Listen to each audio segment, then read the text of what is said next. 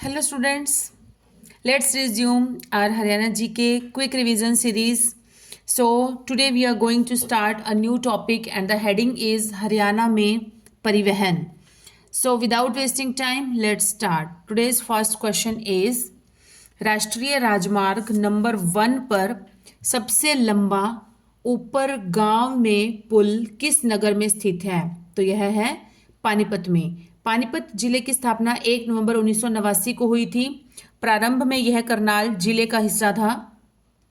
पानीपत का प्राचीन नाम था प्राणप्रस्थ, पनपथ या पांडुप्रस्थ भी था। पानीपत हरियाणा राज्य का एक विकासशील औद्योगिक नगर है। राष्ट्रीय राजमार्ग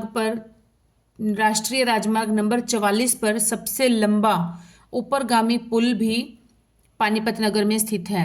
नेक्स्ट इज किस जिले के केंद्रीय सड़क परिवहन मंत्री ने 20 जुलाई 2015 को 3,412 करोड़ के कुल निवेश वाली 3 सड़क परियोजनाओं की आधारशिला रखी थी? तो यह किस जिले के थे? अंबाला।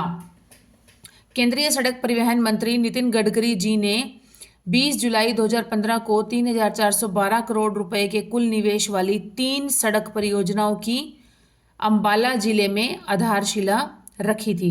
नेक्स्ट इज हरियाणा के किस शहर में मेट्रो सबसे पहले पहुंची थी? तो यह हमें पता है कहां पर पहुंची थी? गुरुग्राम में पहुंची थी सबसे पहले।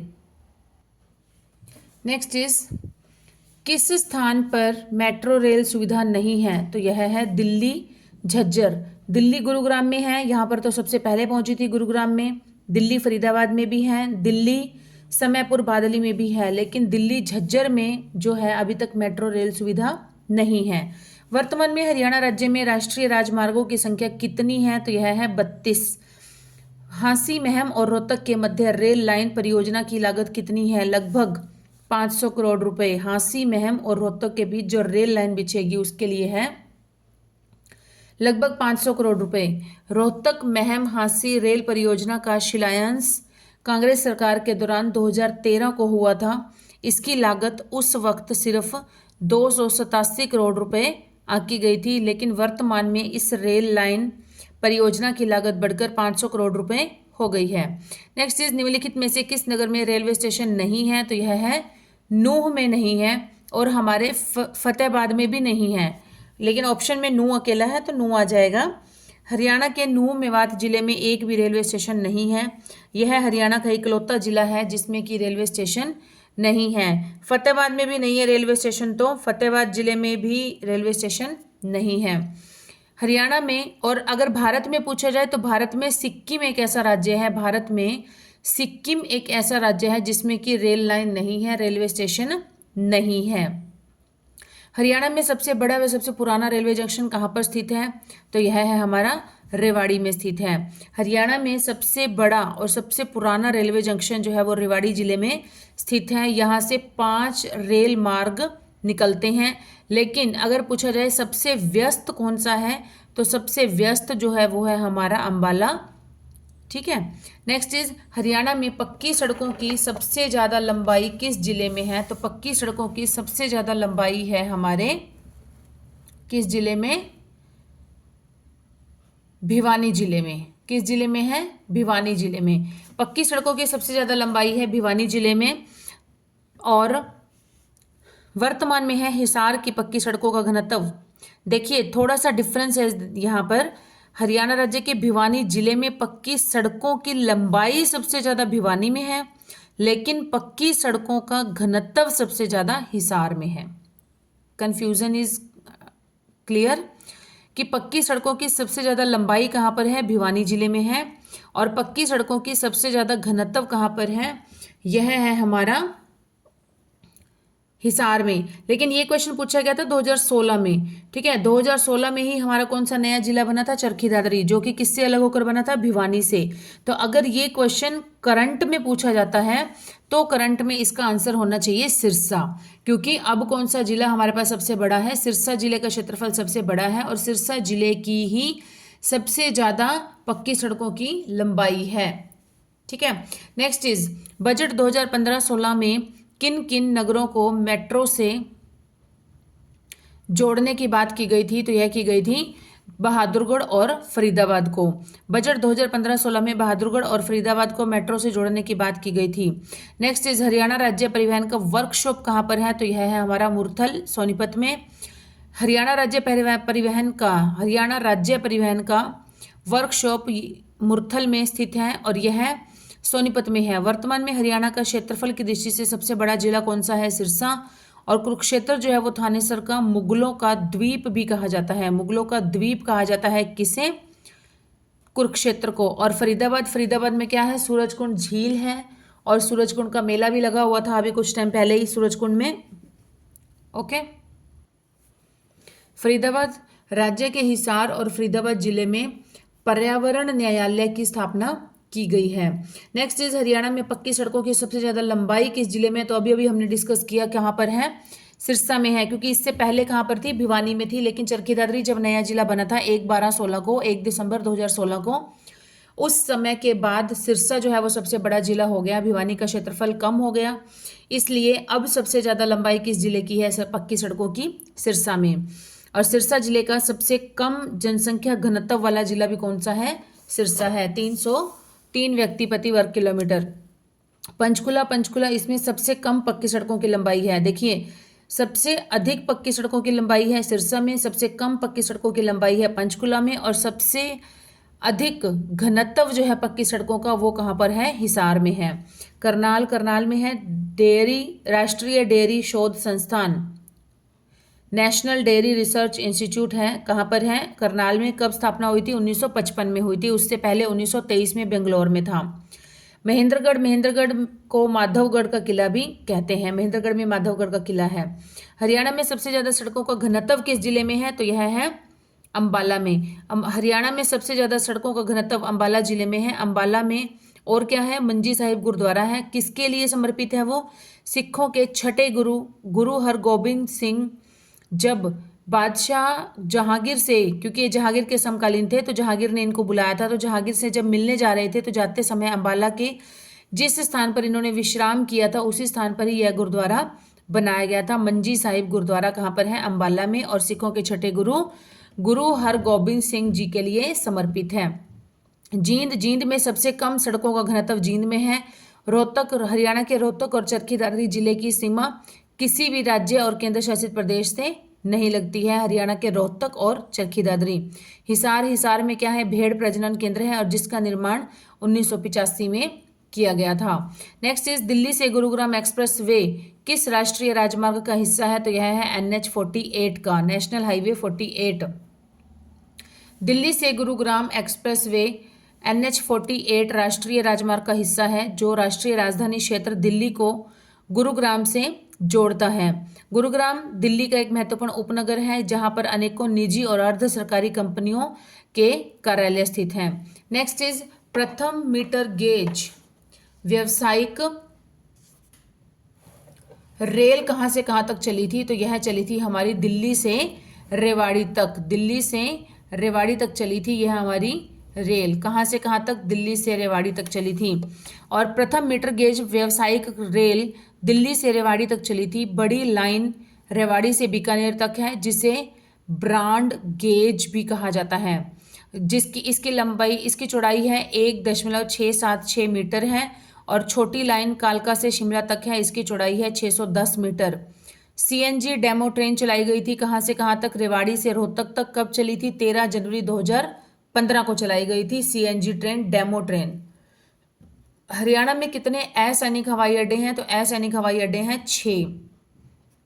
कौन कौन से हैं, जींद, भिवानी, हिसार, करनाल, पिंजौर और नारनौल महेंद्रगढ़। जींद, भिवानी, हिसार, करनाल, पिंजौर, पंचकुला और नारनौल महेंद्रगढ़।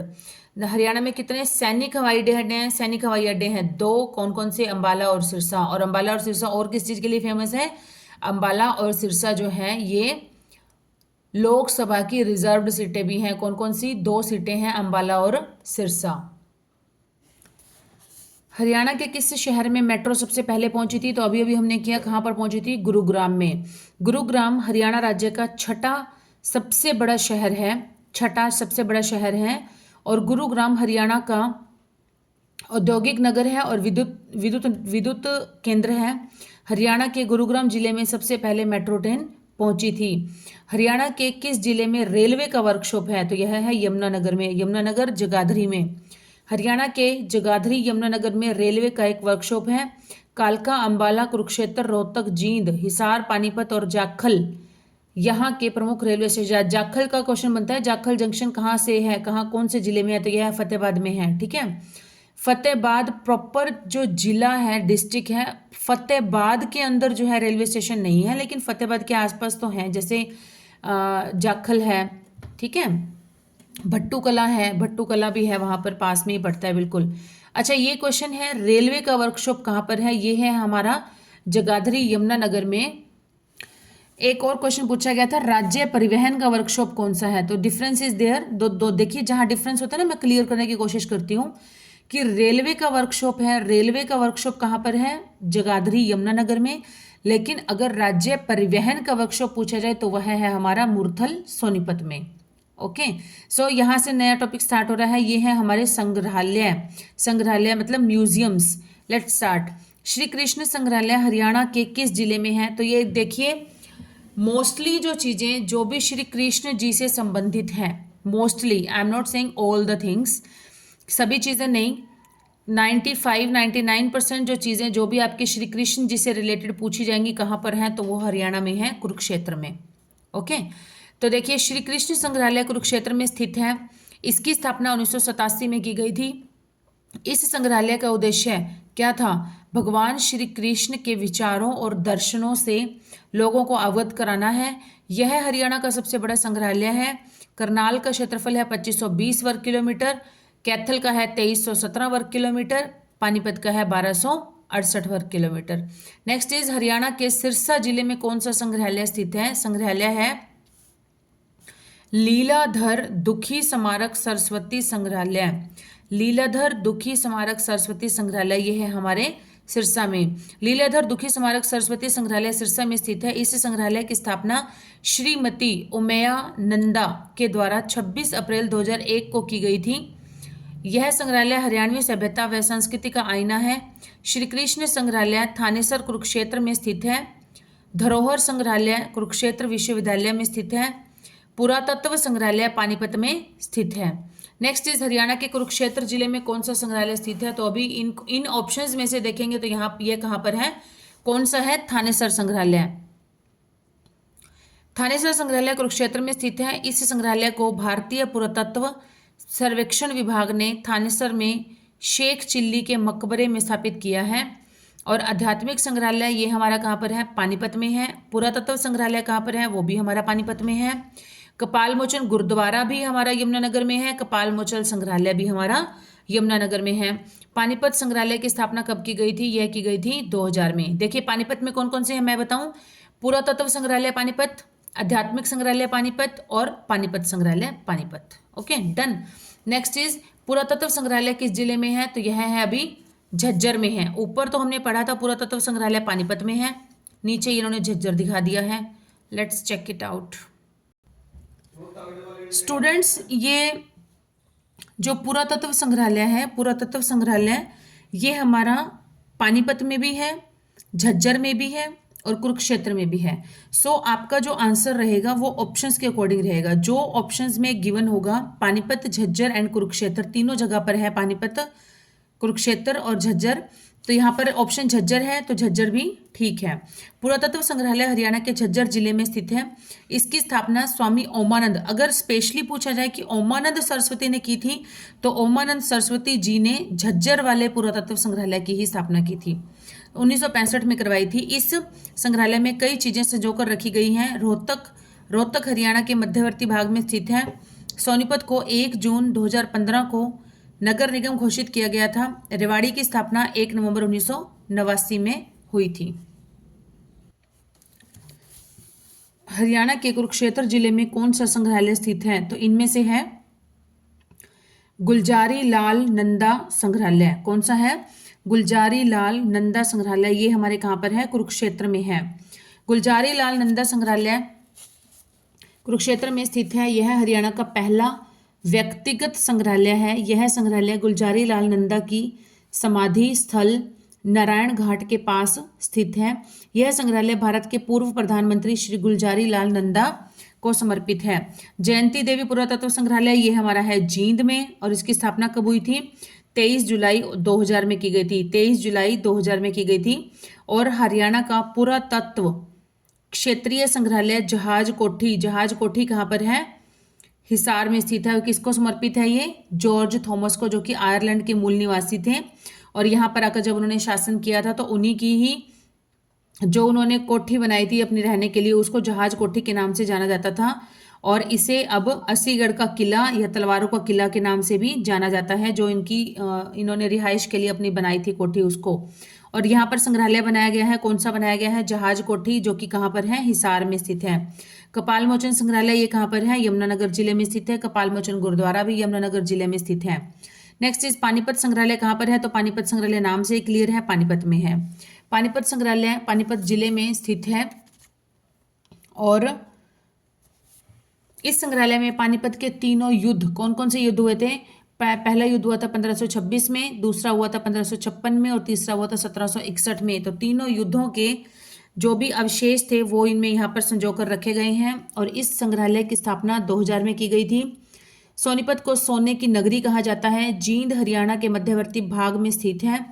कैथल को हनुमान की जन्मस्थली कहते हैं। कैथल को कपि स्थल भी कहते हैं, और कपि का मतलब होता है हनुमान जी। हनुमान जी का पर्यायवाची कपि, वानरों का पर्यायवाची है, वानर का पर्यायवाची है कपि। तो कपि स्थल हो गया जहां पर वानरों का स्थान है, मतलब हनुमान जी की जन्मस्थली माना जाता है कैथल को। हरियाणा के जींद जिले में कौन सा संग्रहालय स्थित है? तो जींद में है हमारा जयंती देवी पुरातात्विक संग्रहालय। यहाँ पर है पुरातत्व संग्रहालय, ये कहाँ पर है? झज्जर में है। गुलजारी लाल नंदा ये कहाँ पर है? कुरुक्षेत्र में है। आध्यात्मिक संग्रहालय ये कहाँ पर है? पानीपत में है। जयंती देवी पुरातात्विक संग्रहालय का उद्घाटन तत्कालीन राज्यपाल कौन थे? श्री A.R. किदवई के द्वारा किया गया था। यह जींद में स्थित है, और इसकी स्थापना 23 जुलाई 2007 में की गई थी। इस संग्रहालय में प्रवेश करते ही इसकी दीवारों पर जींद जिले का पूरा इतिहास लिखा हुआ है। और पुरातत्व संग्रहालय की स्थापना स्वामी ओमानंद जी के द्वारा की गई थी। गुलजारी लाल नंदा संग्रहालय कुरुक्षेत्र में स्थित है, और आधुनिक संग्रहालय की स्थापना 1984 में की गई थी। नेक्स्ट इज आध्यात्मिक संग्रहालय की स्थापना 1984 में किस जिले में की गई थी? तो यह की गई थी पानीपत जिले में। आध्यात्मिक संग्रहालय पानीपत जिले में स्थित है। इसकी स्थापना 1984 में की गई थी। इस संग्रहालय को 5 मूर्तियों वाले आश्रम के नाम से जानते हैं, क्योंकि इस आश्रम में फाइबर से निर्मित 5 प्रमुख धर्मों की भव्य मूर्तियां एक ही ज्योति बिंदु शिव की ओर इशारा करती हैं। करनाल हरियाणा के मध्य पूर्व में स्थित है। कैथल हरियाणा के मध्य उत्तर में स्थित है। नेक्स्ट इज हरियाणा के कुरुक्षेत्र जिले में कौन सा संग्रहालय स्थित है? तो कुरुक्षेत्र में है इनमें से धरोहर संग्रहालय। कहाँ, कौन सा है? धरोहर संग्रहालय।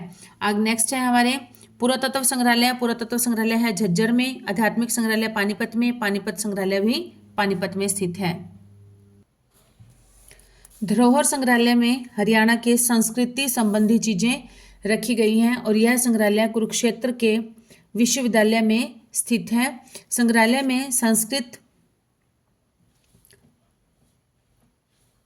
से संबंधित चीजें रखी गई हैं, और यह संग्रहालय कुरुक्षेत्र के विश्वविद्यालय में सांस्कृतिक प्रदर्शन के लिए एक ओपन एयर थिएटर भी स्थित है। पुरातत्व संग्रहालय की स्थापना 1965 में की गई थी, और कहाँ पर की गई थी? पुरातत्व संग्रहालय की गई थी झज्जर में। और पानीपत संग्रहालय में पानीपत की जो तीनों युद्ध हुए थे, इन तीनों युद्धों के अवशेष जो है वो रखे गए हैं। श्री कृष्ण संग्रहालय हरियाणा का सबसे बड़ा संग्रहालय है, और ये कहाँ पर है? कुरुक्षेत्र में स्थित है। हरियाणा का क्षेत्रीय संग्रहालय किस जिले में प्रस्तावित है? तो यह कहाँ पर है? पंचकुला में। हरियाणा का क्षेत्रीय संग्रहालय पंचकुला में प्रस्तावित है। पंचकुला शहर 15 अगस्त 1995 में स्थापित किया गया था। यह संघ राज्य क्षेत्र चंडीगढ़ का उपग्रह क्षेत्र है, और अंबाला जो है हरियाणा के उत्तर में स्थित है। और यमुनानगर में कौन सा संग्रहालय है? कपाल मोचन संग्रहालय भी है, कपाल मोचन गुरुद्वारा भी है। कुरुक्षेत्र में कौन सा है? कुरुक्षेत्र में है श्री कृष्ण संग्रहालय है, धरोहर संग्रहालय है, और थानेसर से संबंधित भी है। नेक्स्ट इज हरियाणा का पुरातत्व संग्रहालय किस जिले में है? तो यह है हमारा झज्जर जिले में स्थित है। हरियाणा का पुरातत्व संग्रहालय, पुरातत्व क्षेत्रीय संग्रहालय जो है वो जहाज कोठी हिसार में स्थित है, लेकिन हिसार हरियाणा के पश्चिम में स्थित है। सिरसा की स्थापना 26 अगस्त 1975 में हुई थी। फतेहाबाद की स्थापना 15 जुलाई 1997 में हुई थी। भिवानी हरियाणा के दक्षिण पश्चिम में स्थित है। पुरातत्व संग्रहालय झज्जर में है और पुरातत्व क्षेत्रीय संग्रहालय आ जाए तो वो हमारा है जहाज कोठी हिसार में। नेक्स्ट इज हरियाणा के किस जिले में कपाल मोचन संग्रहालय है? तो ये क्वेश्चन हम बार बार रिपीट कर चुके हैं। कहाँ पर है? यमुनानगर में। कपाल मोचन गुरुद्वारा कहाँ पर है? ये भी यमुनानगर में है। कपाल मोचन संग्रहालय यमुनानगर में स्थित है। कपाल मोचन स्थित सोम सरोवर में स्नान करने से भगवान शिव ब्रह्मा दोष से मुक्त हुए थे। इसी वजह से ही हर साल कार्तिक पूर्णिमा पर यहाँ पर मेला लगता है। यहाँ ये टॉपिक भी यहाँ तक कंप्लीट हो गया है हमारा संग्रहालय का। यहाँ से जो है ये मिक्स्ड क्वेश्चन स्टार्ट हो गए हैं, पर्टिकुलर एक टॉपिक नहीं है, मिक्स्ड क्वेश्चन स्टार्ट हो गए हैं यहाँ से। So next question is CDP का मुख्य लक्ष्य क्या है? सीडीपी का मुख्य लक्ष्य है ऑल ऑफ अबव, उपरोक्त सभी। मतलब क्या क्या है कि ग्रामीण समुदाय का चहुमुखी विकास और कल्याण करना, ये भी है इसका लक्ष्य। ग्रामीणों को आत्मनिर्भर और प्रगतिशील बनाने के लिए ये भी है। एक और कृषि के आधुनिकीकरण और दूसरी ओर कुटीर उद्योगों के विकास के लिए, ये भी सारे इसके लक्ष्य हैं सीडीपी के। नेक्स्ट इज हरियाणा का राज्य वृक्ष कौन सा है? तो हरियाणा का राज्य वृक्ष है हमारा पीपल। कौन सा है? पीपल। पीपल भारत का एक देशी पेड़ है और हरियाणा राज्य का राजकीय पेड़ है। इसकी जड़ें जो है वो गठिया रोग के लिए उपयोगी हैं और मसूड़ों के रोगों को रोकने के लिए इसे चलाया जाता है। पीपल की अनेक पर्वों पर पूजा भी की जाती है। बाटा जूता कारखाना किस जिले में स्थित है? तो यह है फरीदाबाद में। बाटा जूता उद्योग हरियाणा के फरीदाबाद जिले में स्थित है। फरीदाबाद जिले में औद्योगिक क्षेत्र में काफ़ी विकास किया है। जिले में बड़े पैमाने पर उद्योग हैं, 170 उद्योग, और लघु उद्योग जो है वो लगभग 10,000 हैं। लघु उद्योग, छोटे छोटे जो उद्योग हैं वो है 10,000। हरियाणा केसरी का खिताब किसे दिया गया है? तो यह दिया गया है पंडित नेकीराम शर्मा को। पंडित नेकीराम शर्मा का जन्म 7 सितंबर 1887 को भिवानी जिले में हुआ था और पंडित नेकीराम एक स्वतंत्रता सेनानी थे। उन्होंने जीवन भर अंग्रेजों के खिलाफ संघर्ष किया। इन्हें हरियाणा केसरी का खिताब दिया गया था। इन्हें हरियाणा केसरी का खिताब दिया गया था और पंडित नेकीराम शर्मा ने जो पत्रिका निकाली थी उसका नेम था संदेश। मैंने आपको बार बार लर्न कराया है कि नेकी का संदेश। किस चीज़ का संदेश? नेकी का संदेश। नेकी कर दरिया में डाल, है ना। तो नेकी का संदेश किसने दिया था? पंडित नेकीराम शर्मा ने। और सुरेंद्र शर्मा ये हमारे हास्य कवि हैं जो महेंद्रगढ़ के गांव से बिलोंग करते हैं। और चौधरी चरण सिंह इनके नाम पर विश्वविद्यालय है हमारा। चौधरी चरण सिंह कृषि विश्वविद्यालय हिसार में है। बंसीलाल जी थे हमारे पूर्व सीएम रहे हैं और इन्हें निकनेम दिया गया था लौह पुरुष। इन्हें लौह पुरुष की उपाधि दी गई थी। इन्होंने ही 1970 में, इनके राज्य में ही 1970 में हरियाणा के घर घर में बिजली पहुंचाई गई थी और इन्हीं के राज्य में ही शराबबंदी भी की गई थी। नेक्स्ट इज मेवात में बोली जाने वाली हरियाणवी भाषा का प्रभाव। किस हरियाणवी भाषा का प्रभाव नहीं है मेवात में जो भाषाएं बोली जाती हैं उनमें? तो किसका नहीं है? तो यह है हमारा पंजाबी का नहीं है। मेवात में बोली जाने वाली हरियाणवी भाषा का प्रभाव पंजाबी पर नहीं है। ब्रज भाषा उत्तराखंड एवं पश्चिमी उत्तर प्रदेश में बोली जाती है। राजस्थानी भाषा आर्य भाषाओं में से एक है। यह हरियाणा, पंजाब और गुजरात के निकटवर्ती क्षेत्रों में बोली जाती है। और बांगरू भाषा जो है ये हरियाणा की मुख्य भाषा है जो कि सोनीपत, जींद, भिवानी तथा पानीपत, जींद, भिवानी क्षेत्र में बोली जाती है। नेक्स्ट इज भक्त व संगीतज्ञ सूरदास किसके समकालीन थे? ये क्वेश्चन बार रिपीट हुआ है बार बार। तो ये थे अकबर के समकालीन थे। कौन? संत सूरदास जी। भक्त व संगीतज्ञ सूरदास अकबर के समकालीन थे। सूरदास भक्ति काल के मुख्य कवि माने जाते हैं। अकबर जो थे ये मुगल सम्राट के संस्थापक जहीरुद्दीन मोहम्मद बाबर का पौत्र था और नसीरुद्दीन हुमायूं बानो या हमीदा का पुत्र था। सत्यार्थ प्रकाश के लेखक कौन है? सत्यार्थ प्रकाश के लेखक हैं स्वामी दयानंद जी। कौन है? स्वामी दयानंद जी लेखक हैं इनके महर्षि दयानंद सरस्वती जी। और सत्यार्थ प्रकाश का प्रमुख उद्देश्य है आर्य समाज के सिद्धांतों का प्रचार प्रसार करना। रत्नावली किसकी रचना है? तो रत्नावली हमें पता है किसकी है, हर्षवर्धन जी की। किसकी? हर्षवर्धन जी की रचना है। कौन कौन सी लिखी थी इन्होंने? प्रियदर्शिका, रत्नावली और नागानंद। कौन कौन से लिखे थे? प्रियदर्शिका, रत्नावली और नागानंद। एक हर्षवर्धन एक कवि और नाटककार भी थे, और हवेन सांग भी हर्षवर्धन के शासनकाल में ही हरियाणा में आया था। नेक्स्ट इज त्रिलोक दर्पण पुस्तक किसके द्वारा लिखी गई थी? तो त्रिलोक दर्पण पुस्तक लिखी गई थी नेमी चंद्र के द्वारा। नेमी चंद्र का जन्म 16 अगस्त 1919 में आगरा में हुआ था, और यह जैन हिंदी के प्रसिद्ध कवि हैं। हिंदी के प्रसिद्ध जैन कवि हैं ये। समालोचक हैं, नाट्य समीक्षक हैं, पत्रकार हैं, अनुवादक हैं और शिक्षक भी थे। यह भारत के स्वतंत्रता संघर्ष में भी शामिल हुए थे। इन्हें नटरंग प्रतिष्ठान के अध्यक्ष थे। उन्होंने त्रिलोक पुस्तक लिखी थी और इनकी मृत्यु 2005 में हो गई थी। नेक्स्ट इज हरियाणवी रामायण की रचना किसने की थी? तो हरियाणवी रामायण की रचना की थी खुदा बख्श अहमद ने।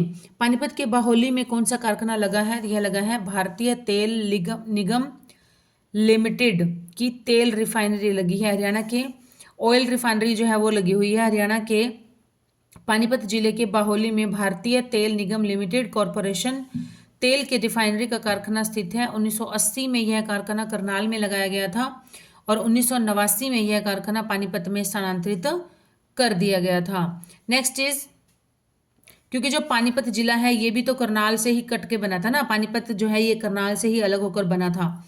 अरावली का गोल्फ मैदान हरियाणा के किस जिले में स्थित है? तो अरावली का गोल्फ मैदान है यह हमारा फरीदाबाद जिले में स्थित है। कहाँ पर है? फरीदाबाद जिले में स्थित है। अरावली गोल्फ कोर्स की स्थापना सन 1966 में की गई थी। यह फरीदाबाद का पहला गोल्फ कोर्स है और दिल्ली से 30 किलोमीटर की दूरी पर स्थित है। गोल्फ कोर्स की इमारत का डिजाइन किसने किया था? मशहूर अमेरिका के मशहूर स्टीफन के गोल्फ मैदान की तरह है। इसका इमारत का जो डिजाइन है वो अमेरिका के मशहूर स्टीफन के गोल्फ मैदान की तरह ही बनाया गया है। हरियाणा सरकार कौन से जिले में $5 बिलियन के नए औद्योगिक नगर क्षेत्र का विकास करने जा रही है? $5 बिलियन लगाकर। तो यह है गुरुग्राम, क्योंकि इससे पहले जो औद्योगिक नगर है वो है फरीदाबाद, और फरीदाबाद के बाद किसे स्थापित किया जा रहा है औद्योगिक नगर के रूप में? गुरुग्राम को। हरियाणा सरकार ने गुरुग्राम में $5 बिलियन के नए औद्योगिक नगर क्षेत्र का विकास कर रही है, और हरियाणा में गुरुग्राम को समय के खर्चे पर, मतलब हरियाणा सरकार ने कहा कि हम अपने खर्चे पर, कि सेंट्रल गवर्नमेंट से, केंद्र सरकार से हम खर्चा नहीं लेंगे, अपने ही खर्चे पर हम इसको स्मार्ट सिटी बनाएंगे। इसमें हरियाणा सरकार ने अन्य किसी भी राज्य की मदद नहीं ली थी। खालसा पंथ की स्थापना किस महीने में हुई थी? तो खालसा पंथ की स्थापना हुई थी वैसाख के महीने में। वैसाखी का जो त्यौहार है ये मनाया जाता है 13 अप्रैल को। और गुरु गोविंद सिंह जी सिखों के 10वें गुरु थे। इन्होंने वैसाखी के दिन ही आज से 321 साल पहले खालसा पंथ की स्थापना की थी। नेक्स्ट इज, राष्ट्रीय राजधानी में कौन सा नगर नहीं आता है? तो इनमें से गुरुग्राम भी आता है, बहादुरगढ़ भी आता है, सोनीपत भी आता है, लेकिन हिसार नहीं आता है। नेक्स्ट इज, कुरुक्षेत्र जिले में चीनी मिल कहाँ पर स्थित है? तो कुरुक्षेत्र जिले में चीनी मिल है शाहाबाद में, शाहाबाद मारकंडा। कुरुक्षेत्र जिले में शाहाबाद में चीनी मिल स्थापित किया गया है। शाहाबाद में चीनी मिल का शुभारंभ हरियाणा के सहकारिता राज्य मंत्री मनीष कुमार ग्रोवर ने किया था। इससे कई जिलों के गन्ना उत्पादक किसानों में खुशी की लहर देखने को मिली। नेक्स्ट है संस्कृत ग्रंथ श्री भक्त फूल सिंह चरित्र के लेखक कौन थे? तो यह थे पंडित विद्यानिधि। लोकहित मामलों पर सलाह और चर्चा के लिए क्षेत्रीय परिषदों की रचना की गई थी। और हरियाणा राज्य किस क्षेत्र के अंतर्गत आता है? तो यह आता है उत्तरी क्षेत्र के अंतर्गत। लोकहित के मामलों पर सलाह और चर्चा करने के लिए 6 क्षेत्रीय जोनल परिषदों की स्थापना की गई। उत्तरी क्षेत्र, दक्षिणी क्षेत्र, मध्य क्षेत्र, उत्तर पूर्वी क्षेत्र आदि। हरियाणा राज्य उत्तरी क्षेत्र के अंतर्गत आता है। नेक्स्ट इज भारतीय सेना के पश्चिमी कमांड का मुख्यालय कहाँ पर है? तो यह है चंडी मंदिर। भारतीय सेना के पश्चिमी कमांड का मुख्यालय है चंडी मंदिर जिले में है। यह भारतीय सेना की एक सैन्य छावनी है और शिवालिक की पहाड़ियों की तलहटी में घग्गर नदी के तट पर स्थित है और छावनी जो है वो पंचकुला नगर से ही सटी हुई है। नेक्स्ट इज हरियाणा के स्वतंत्रता सेनानी पंडित नेकीराम शर्मा का जन्म कब हुआ था? तो पंडित नेकीराम शर्मा का जन्म हुआ था 4 सितंबर 1887 को। 4 सितंबर 1887 को हुआ था नेकीराम शर्मा जी का जन्म। और इन्हें क्या कहा जाता है? इन्हें हरियाणा केसरी के नाम से भी जाना जाता है। और पंडित नेकीराम शर्मा ने ही हरियाणा संदेश नामक पत्रिका निकाली थी जो कि भिवानी से प्रकाशित होती थी। और इनका जो जन्म हुआ था कैलंगा गांव भिवानी में, भिवानी के कैलंगा गांव में इनका जन्म हुआ था। और यह 1916 में तिलक के स्वराज संघ के सदस्य रहे हैं और 1920 में डिविजनल कांग्रेस के सचिव बने थे। इन्होंने भिवानी से संदेश साप्ताहिक पत्रिका भी प्रकाशित किया था। कैलंगा गांव वर्तमान में भिवानी में आता है। नेक्स्ट इज भारत के विदेशी मामलों की मंत्री सुषमा स्वराज का जन्म कहाँ हुआ था? तो यह हुआ था अंबाला कैंट में। उनका जन्म 14 फरवरी 1952 में अंबाला कैंट में हुआ था। यह दिल्ली की पहली महिला मुख्यमंत्री भी रही। वे 27 वर्ष की उम्र में हरियाणा में भाजपा के अध्यक्ष बनी थी। 1990 में पहली बार राज्यसभा के लिए चुनी गई थी और 1996 में वह पहली बार 11वीं लोकसभा के लिए भी इनका चुनाव हो गया था, चुनी गई थी। वह अटल बिहारी की 13 महीने की सरकार में केंद्रीय सूचना प्रसारण मंत्री भी रही थी। अटल बिहारी जी की सरकार में 13 महीने तक रही थी ये। गलत युग्म का चयन करना है इसमें से। काबुली बाग पानीपत, काबुली बाग तो पानीपत में ही है। जल महल ये भी नारनौल में है। नवग्रह कुंड ये भी कैथल में ही है। लेकिन ज्योतिसर सरोवर जो है ये हमारा अंबाला में ना होकर कहाँ पर है? थानेसर कुरुक्षेत्र में है। काबुली बाग पानीपत में स्थित है। नवग्रह कुंड कैथल में है। जल महल नारनौल में है। ज्योतिसर सरोवर अंबाला में नहीं जबकि कुरुक्षेत्र में स्थित है। महाराजा दरभंगा ने इसके चारों ओर पक्के चबूतरे का निर्माण करवाया था। किसके चारों ओर? ज्योतिसर सरोवर के चारों ओर। नेक्स्ट इज भारत के प्रसिद्ध शास्त्रीय गायक पंडित जसराज का जन्म कहाँ पर हुआ था? तो इनका जन्म हुआ था पीली मंदोरी हिसार में। देखिए फतेहाबाद जब नया जिला बन गया तो हो सकता है ये गांव जो है वो फतेहाबाद में आ गया, लेकिन उस शुरू से ही इसको पीली मंदोरी हिसार ऑप्शन में है तो हिसार को कंसिडर करेंगे। अगर हिसार फतेहाबाद है तो पहले फतेहाबाद को कंसिडर करेंगे। भारत के प्रसिद्ध शास्त्रीय गायक पंडित जसराज का जन्म 28 जनवरी 1930 को फतेहाबाद के पीली मंदोरी में हुआ। यह शास्त्रीय गायकों में से एक है और जसराज का संबंध मेवाती घराने से है। अंतर्राष्ट्रीय खगोलज्ञ संघ ने 11 नवंबर 2006 को खोजे गए हीन ग्रह 2006 VP32 को पंडित जसराज के सम्मान में पंडित जसराज नाम दिया है। नेक्स्ट इज वर्तमान में हरियाणा राज्य में नगर निगम कितने हैं? तो कुल नगर निगम है 11। 2020 में नगर निगम की कुल संख्या 10 थी, लेकिन वर्तमान में बढ़कर 2020 के बाद एक और नया बन गया था। कौन सा बन गया था? मानेसर। इसको इसलिए टोटल हो गए हैं 11। मानेसर गुरुग्राम नया नगर निगम बनाया गया है। सबसे बड़ा नगर निगम है फरीदाबाद और सबसे छोटा नगर निगम है करनाल। उर्दू मुख्यतः किस जिले में बोली जाती है? तो उर्दू बोली जाती है मेवात में, लेकिन मेवात ऑप्शन में नहीं है तो ऑब्वियस बात है कि उसका जो पड़ोसी होगा जिला वहां पर ही वह भाषा बोली जाती होगी। तो कहाँ पर बोली जाती है? गुरुग्राम में बोली जाती है। हरियाणा के किस भाग में सर्वाधिक वर्षा होती है? तो यह होती है उत्तर पूर्वी भाग में। कौन से भाग में? उत्तर पूर्वी भाग में। तो ये कौन कौन से जिले आते हैं यहाँ पर? आते हैं यमुनानगर, अंबाला, पंचकुला, ये जिले आते हैं यहाँ पर। नेक्स्ट इज हरियाणा में एटलस उद्योग कहाँ पर है? तो एटलस उद्योग है हमारा सोनीपत में। कहाँ पर है? सोनीपत में है एटलस उद्योग, सोनीपत। और एटलस साइकिल उद्योग हरियाणा के सोनीपत जिले में स्थित है। जिसकी पहली यूनिट 1951 में लगी हुई थी। हरियाणा के किस जिले में जनगणना 2011 के अनुसार महिला साक्षरता दर न्यूनतम है? तो यह है मेवात में। ओवरऑल साक्षरता दर देखी जाए, लिटरेसी रेट देखा जाए हरियाणा का, वो भी सबसे कम मेवात में है। महिला की सबसे कम महिला साक्षरता दर देखी जाए वो भी मेवात में है। सबसे कम पुरुष साक्षरता दर देखी जाए वो भी कहाँ पर है? गुरुग्राम में। सबसे कम में कहाँ पर है? सॉरी, गुरुग्राम में नहीं है, मेवात में है। गलती से बोल दिया।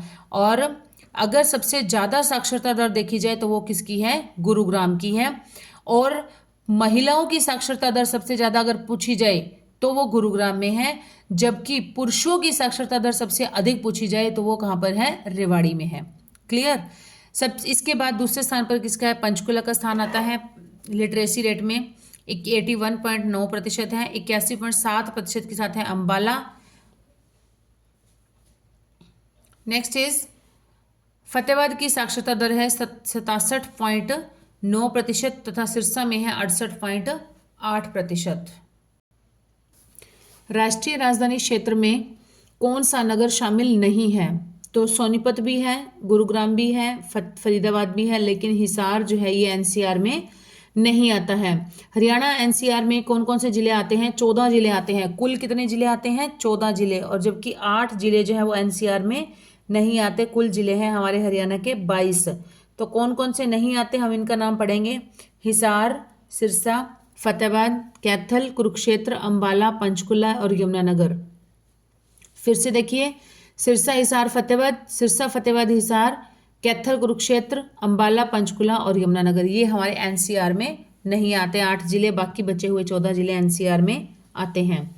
Hindustan machine tools HMT limited किस नगर में स्थित है, तो यह है पिंजौर। पिंजौर पंचकुला में स्थित है एचएमटी।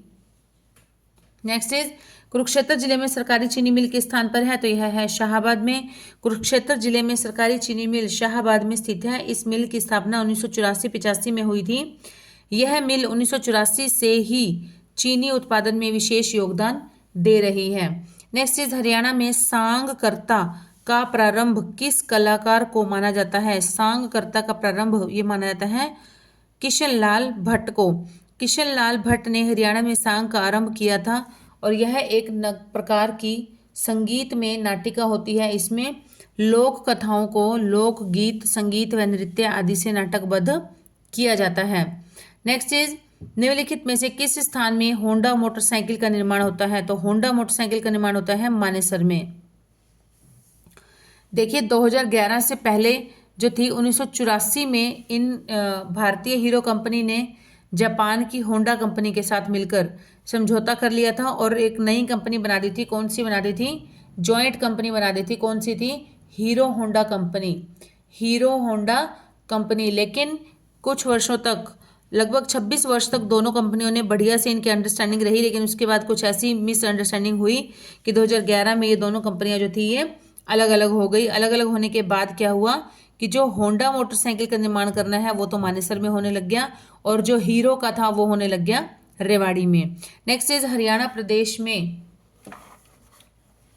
कौन सा माह वर्ष का सबसे ठंडा माह होता है, कौन सा सबसे ठंडा महीना होता है, तो ये हमें पता है। कब सबसे ज़्यादा ठंड होती है, ये होती है जनवरी में। तभी तो सर्दी की छुट्टियां होती हैं जनवरी में, नहीं होती हैं स्कूलों में, सर्दी की छुट्टियां होती हैं जनवरी में होती हैं। तो जनवरी का जो महीना है वो सबसे ठंडा महीना होता है, और इस महीने में ही हरियाणा का तापमान जो है वो हिमांक तक पहुंच जाता है।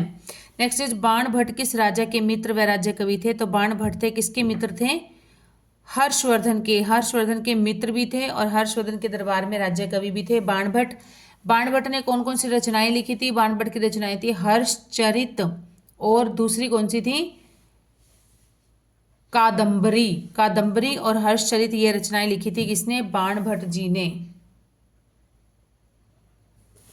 बाण भट्ट हर्षवर्धन राजा के मित्र व राज्य कवि थे। हर्षवर्धन का जन्म हुआ था 590 ईस्वी में, और हर्षवर्धन के पिता का नाम था प्रभाकर वर्धन, जो कि पुष्यभूति वंश के संस्थापक थे। इनका निधन, हर्षवर्धन का निधन हुआ था 647 ईस्वी में, और इन्होंने पंजाब को छोड़कर शेष समस्त उत्तरी भारत पर शासन किया था। Next is Indian institute of management कहाँ पर है, IIM Indian institute of management यह है रोहतक में। पानीपत के बाहोली में कौन सा कारखाना लगा है, तो पानीपत के बाहोली में कारखाना लगा है तेल शोधक कारखाना। पानीपत के बाहोली क्षेत्र के आसन्न गांव में तेल शोधक कारखाना स्थापित किया गया है, और पानीपत जिले में ही अमोनिया प्लांट स्थापित है। पानीपत जिले का गठन 1 नवंबर 1989 को किया गया था। नेक्स्ट इज KMP का पूरा रूप क्या है, तो KMP है कुंडली मानेसर पलवल। KMP का पूर्ण रूप है कुंडली मानेसर पलवल। कुंडली मानेसर पलवल एक्सप्रेस वे हरियाणा राज्य में 135.6 किलोमीटर लंबा है और प्रधानमंत्री नरेंद्र मोदी ने कुंडली मानेसर पलवल एक्सप्रेसवे का उद्घाटन किया था और टोटल है ये 271 किलोमीटर है, टोटल है इसकी लंबाई 271 किलोमीटर। नेक्स्ट इज अति प्राचीन वट वृक्ष जिसे दो गीता ज्ञान से संबंधित माना जाता है, तो यह है कहाँ पर है, ये ज्योतिसर में है। पुराना वट वृक्ष जो पेड़ है वो है ज्योतिसर में। कहा जाता है कि अर्जुन ने जब कौरवों के खिलाफ शस्त्र उठाने से मना कर दिया था, तब श्री कृष्ण ने इसी पेड़ के नीचे ही अर्जुन को गीता के 18 अध्याय सुनाए थे। गीता की घटना का एकमात्र साक्षी है यह वट वृक्ष और यहाँ पर एक सरोवर है जिसे ज्योतिसर कहा जाता है। यहाँ आने वाले श्रद्धालु वट वृक्ष के आगे शीर्ष नवाते हैं। नेक्स्ट इज किसको उर्दू काव्य के समीक्षा का पहला घोषणा पत्र माना जाता है, तो किसको माना जाता है, यह माना जाता है मुकद्दम ए शायरी शेरो शायरी को उर्दू काव्य के समीक्षा का पहला घोषणा पत्र माना जाता है। मुकद्दम ए शेरो शायरी। ने डैश को हरियाणा का पहला सूफी कवि माना जाता है, तो यह माना जाता है शेख मोहम्मद तुर्क को। हरियाणा के पहले सूफी संत शेख मोहम्मद तुर्क थे। इनकी रचना थी हरियाणवी समाज व साहित्य में सूफीवाद की मिठास घोलती थी। सूफी संत शाह गुलाम जिलानी रोहतक की चौपाइयाँ अपने समय में काफ़ी प्रसिद्ध थी। नेक्स्ट इज HSIDC ने किस स्थान पर औद्योगिक मॉडल टाउन विकसित किया है, तो यह किया है मानेसर में। HSIDC ने मानेसर में औद्योगिक मॉडल टाउनशिप स्थापित किया है। इसके लिए 1736 एकड़ जमीन का अधिग्रहण कर लिया गया है। Next is Panchkula IT park किस वर्ष में स्थापित किया गया था, तो यह किया गया था 2008 में स्थापित किया गया था। हरियाणा के गुरुग्राम में मारुति सुजुकी प्राइवेट लिमिटेड पहली कंपनी थी जिसने कि किस वर्ष में शहर में एक उत्पादन इकाई की स्थापना की थी, तो कौन से वर्ष में की थी, 1980 में की थी। हरियाणा के गुरुग्राम में मारुति सुजुकी प्राइवेट लिमिटेड पहली कंपनी थी जिसने वर्ष 1980 में एक उत्पादन इकाई की स्थापना की थी। हीरो मोटरसाइकिल का निर्माण निम्न में से किस स्थान पर होता है, तो यह होता है धारूहेड़ा में।